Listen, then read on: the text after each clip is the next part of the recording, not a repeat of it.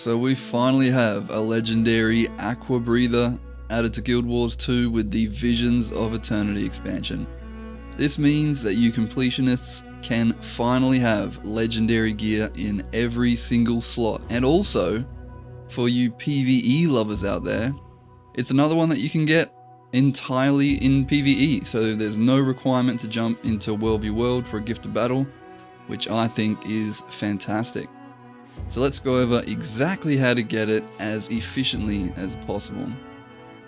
So first, I just want to do a quick overview of the basic components of the Legendary. Personally, I find that when I'm going for a Legendary, doing this at the very beginning makes it a lot less overwhelming for myself, since I can get a simple bird's eye view of the whole Legendary before diving deeper into the specifics of everything. So here's the very simplified overview first, and then we'll go into more detail after. Check this out. So this Legendary is actually pretty straightforward compared to many others. To acquire this Legendary, you just need to chuck 4 items into the Mystic Forge. The first 2 are extremely similar and straightforward. They're both just tied to the first and second maps of Visions of Eternity, respectively. They both require simply a bunch of map currency of their respective maps and a bit of gold, exploring each of the respective maps, and completing each respective map's meta achievement, which is just the main big achievement tied to that map. That's it. That's 2 of the 4 items done. Next we have this item, which is mostly just a bunch of gold and account bound stuff. So vision crystals, mystic clovers, standard legendary shenanigans, tales of adventure, and the unusual coins are basically just doing some busy work like opening chests. You need to finish the first part of Visions of Eternity story, not all of it, just the first part that came out with the launch of the expansion. A bunch of research notes, the classic condensed gifts of might and magic, which is just a bunch of standard crafting materials really, bunch of spirit shards, and a stack of obsidian shards. And the final item is just a precursor that you get from completing a single achievement. Not bad, right? Again, I want to reiterate this is an oversimplification, just to give you the bird's eye view to make it a bit less overwhelming for those newer to legendaries. But with that out of the way, let's now jump right into the details. So the gift of the survivors. We need 4 things for this. First up, we need a concentrated chromatic sap.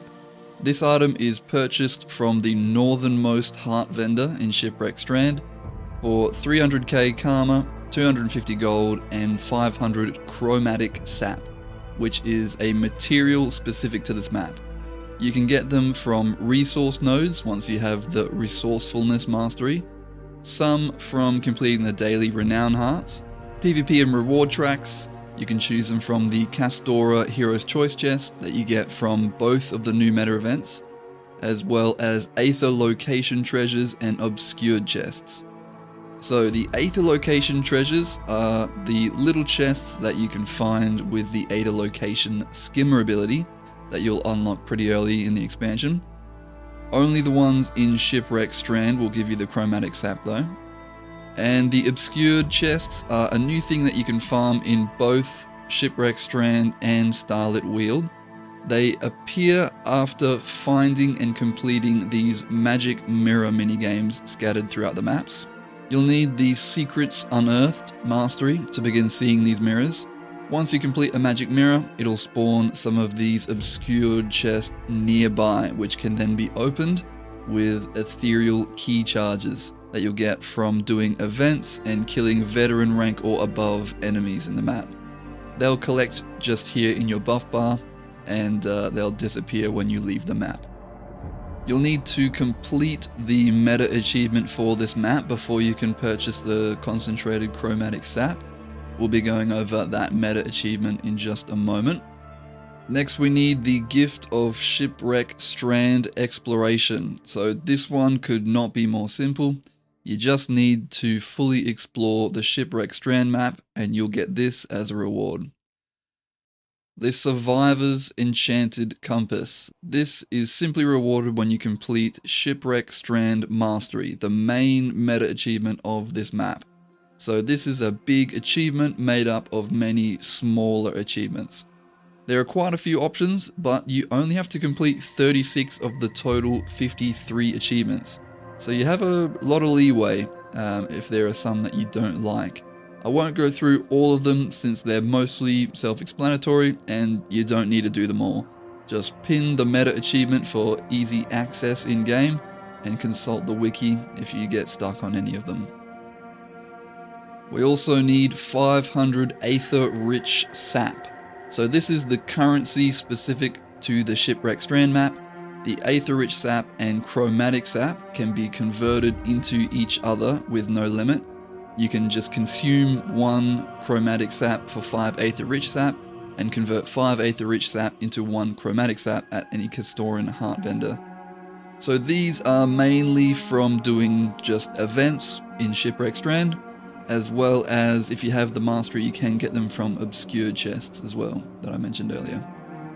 Once you have these 4 things, you can use them to purchase your Gift of the Survivors from the Central Heart Vendor in Shipwreck Strand. Now we move on to the next major item, which requires doing a very similar thing in the second Castoran map. So the Gift of the People. First item we need is the Patron of the Magical Arts plaque. This item purchased from the northernmost Heart Vendor in Starlit Weald for 300k karma, 250 gold, and 500 raw enchanting stones. So these raw enchanting stones can be obtained from gathering nodes in this map if you have the resourcefulness mastery, the Visions of Eternity reward track in PvE and World v World, daily renown hearts give you some at one of their tiers, and the obscure chests which I went over earlier. You'll need to complete the meta achievement for this map before you can purchase this as well, which we'll go over in just a sec. The Gift of Starlit Weald Exploration. Again, super simple. All you need to do is fully explore Starlit Weald and you'll be rewarded with this. Next, the Seer Wreath of Service. Just like the one for the previous map, you just need to complete the main meta achievement of Starlit Weald. Pick any 36 out of the total 55 achievements in Starlit Weald Mastery. And again, if you get stuck on any of these, you can consult the Almighty Wiki for more specific information on that achievement. Once you've done any 36 of them, you'll get your Seer Wreath of Service. And the 500 Antiquated Ducat. So this is the currency specific to the Starlit Weald map. Mostly just from doing events in Starlit Weald, and again, a little bit from obscured chests as well if you have that mastery. This currency and the raw enchanting stones can be converted into each other the exact same way as the ones from Shipwreck Strand. Once you have these 4 things from Starlit Weald, we'll go back to Shipwreck Strand and use them to purchase your Gift of the People from Canuck at his pub, the southernmost Heart Vendor. Alright, now onto the next major item. The Gift of Castoran Mastery. So this one, you'll need to begin with the Gift of Adventure. This one just requires 2 vision crystals, which are primarily obtained from salvaging ascended weapons and some armor. 55 Mystic Clovers. There's a good variety of ways you can get these. You can get 20 of them per season from the Wizard's Vault. Reward tracks in PvP and World v World. You can gamble for them in the Mystic Forge. At the moment, you can get a limited number of discounted ones each week for currencies from raids, strikes, fractals, and the sort. But as of recording, we are expecting a bit of an overhaul to raids and strikes with the next patch for Visions of Eternity, which will likely change their reward system too. So that method of acquisition may have changed if you're watching this in the future. I'd recommend just checking out the wiki page for Mystic Clovers for the most up-to-date information there.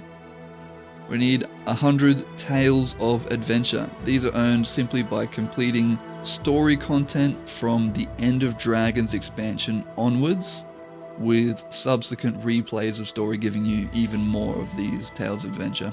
You can also purchase these straight up from the trading post, although at the time of recording, they have increased like tenfold in price since the release of Visions of Eternity. So it's up to you whether you want to buy these or farm them yourself. And 500 unusual coins. So this is a currency first introduced with End of Dragons that has since become a currency that you can only earn in whatever's the most recent expansion. So when another expansion comes out, all of your unusual coins get converted into ancient coins, a different currency, and you'll need to play the new expansion to earn more unusual coins. It's basically just a way to ensure that you can't skip all the most recent content with your backlog of currency without making brand new unique currencies for every expansion, since this game certainly has no shortage of unique currencies. So currently with the Visions of Eternity expansion, unusual coins can be obtained mostly from the Aether location treasures, and you can also get some of these from the obscure chest as well. Side note, the Aether location chests can actually be farmed in just about every map as well, not only Castora. I actually found it quite relaxing to go to some of my favorite core maps and just fly around on my new skimmer to farm all of my unusual coins.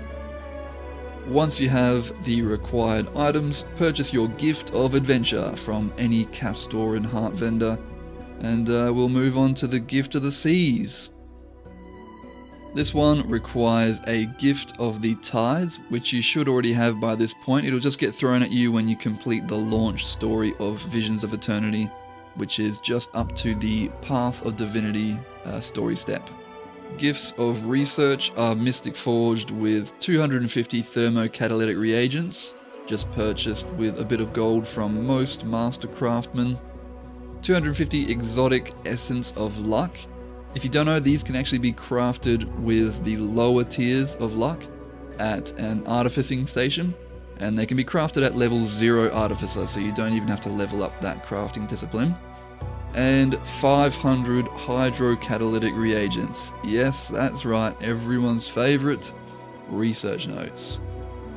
So these lovely things can be purchased from that same Master Craftsman vendor for research notes. You'll need 2,500 notes per gift of research, and since we need 2 gifts of research, that's a total of 5,000 research notes. So these numbers here are actually what's required for both gifts of research, not each. So it'll be a total of 500 thermocatalytic reagents, 1,000 hydrocatalytic reagents, and 500 exotic essence of luck. If you don't know the best way to get research notes, there's actually a bit to go into, so I will highly recommend watching a specific guide on research notes. This one from Fandral is still fantastic and up to date. It's really good to familiarize yourself with research notes to avoid wasting a bunch of gold or time getting them. Once you understand them, research notes are much less painful to deal with. Then we just have the gifts of condensed might and magic. So these are another staple of legendary crafting that are basically just a big material sink. You'll just need to purchase the recipes for 10 gold each from any Mystic Forge attendant if it's your first time. Then craft the various gifts of crafting materials with the recipes on screen. If you don't want to purchase each recipe, another option that you do have is you can purchase these gifts from Leah in the Wizard's Tower, which requires the Secrets of the Obscure expansion, or Ward Crafter Luxiae in Lowland Shore, which requires Janthea Wilds, for an additional ecto tax.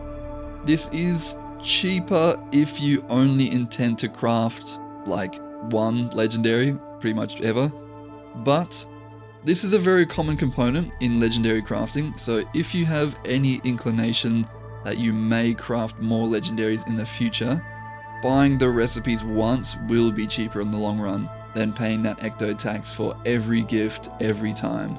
And trust me, every legendary you craft is easier than the last, so you may just end up crafting more legendaries than you expected to over time. Once you have the gifts of crafting materials, chuck them in the Mystic Forge to craft the gifts of condensed might and magic. And don't worry about using the wrong ones together, by the way. Once you put the first one in the Mystic Forge, the other ones that go with it become highlighted, so you can't mess it up if you're crafting them all at the same time. You need 2 of each of the might and magic gifts. Once you've got all these, make your way over to any Castoran heart vendor and use them to purchase your Gift of the Seas. We also need to grab a Bloodstone shard that just costs 200 spirit shards from any Mystic Forge attendant and 250 Obsidian shards. And finally, the last item you need is Agaleus, the Precursor. And this one is simply obtained by completing one medium-sized achievement called Acquiring Agaleus.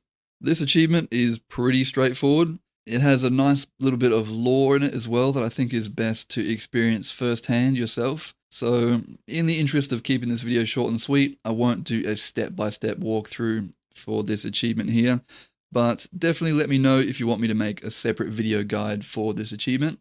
If you're watching this video in the future and I've already made this separate guide, it'll be linked in the additional resources below.